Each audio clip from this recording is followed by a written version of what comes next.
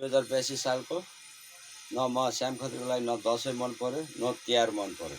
किन मन परेन भन्दा त भदौ 23-24 गते जति मान्छे मारेर राजनीति गरेर बसिरहेको छौ नि, जति मान्छे मारेर राजनीति गरेका छौ नि, तिमीहरू अब धेरै बाँच्नेवाला छैन। तिमीहरू बुझ्यौ?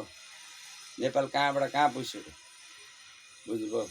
अरूभन्दा 56 वर्ष अगाडि जन्मेको देशमा, दुनियाँको देशमा गएर भाँडा मार्ने, दुनियाँको देशमा गएर लुगा धुने, दुनियाँको गएर खाट तताउने, दुनियाँको गएर किचनमा भाँडा मार्ने, लुगा धुने, भर्याङ पुस्ने काम गर्नु पर्दैन। नेपालमा 765 वटा दबाई नै छ, बुझ्नुभयो? त्यो दबाई नचिन्नु आफ्नो ठाउँमा छ। जो मान्छे आइया आथा भन्ने मान्छे चाहिँ त्यसले राजा चाहिँ नल्याउ भन, बुझ्यौ? अब राजा ल्याउने बेला नि मान्छे मार्ने काम गर्यो भने नि यो जो एमाले काङ्ग्रेस माओवादी भदौ 24 गते 23 गते नै मरिसकेका छन्।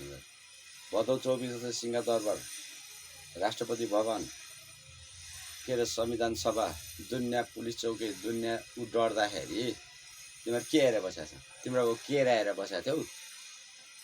त्यो एमाले काङ्ग्रेस माओवादी अब तिमीहरू झन्डा बोकेर आयो भने नि कसम तिमीहरूलाई गर्दन चाहिँ आफ्नै छोराछोरीले उडाइदिन्छ, बुझ्यौ? आफै उडाइदिन्छ। भर्खर एउटा छोराबुहारीलाई अमेरिकाबाट आयो नि, विष्णु उप्रेतीको, धन्यवाद छ।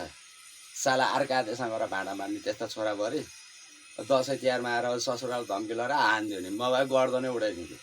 यसरी चाहियो प्रधानमन्त्री, राष्ट्रपति त अर्का देशमा गएर खल्ट्याङ खल्ट्याङ उपचार गर्ने, किडनी फेरेर बाँच्ने प्रधानमन्त्री चाहेन।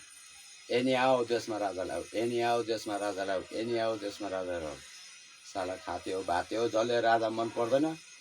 असो 24 गते तिमीलाई राजालाई सिर्पेत दिनौ, मुखसिट 24 गते अझ पनि राजालाई सिर्पेत दिनौ भने तिम्रो फ्यामिली आफै घरमा मासिन्छ। राजा वीरेन्द्रलाई हेरेर बाँच, राजा वीरेन्द्रलाई हेरेर बाँच।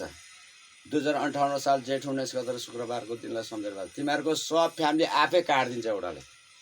न तेरो बाउले बचाउन सक्छ, न तेरो आमाले बचाउन सक्छ, न त्यो साले बचाउन सक्छ, तेरो जेठाले बचाउन सक्छ, न मेरो ससुराले बचाउन, न मेरो आमाले बचाउन सक्छ, कसैले बचाउन सक्दैन, बुझिस्?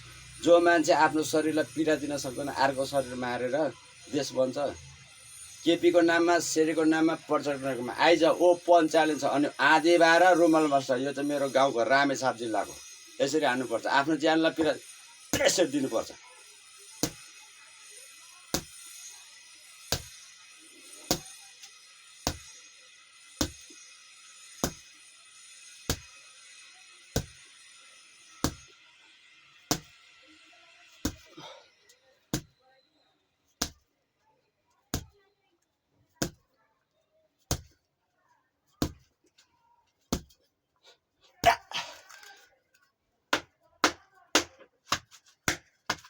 यस्तो प्रधानमन्त्री चाहियो सालाहरू, खल्टिया यिनीहरू प्रधानमन्त्री चाहियो।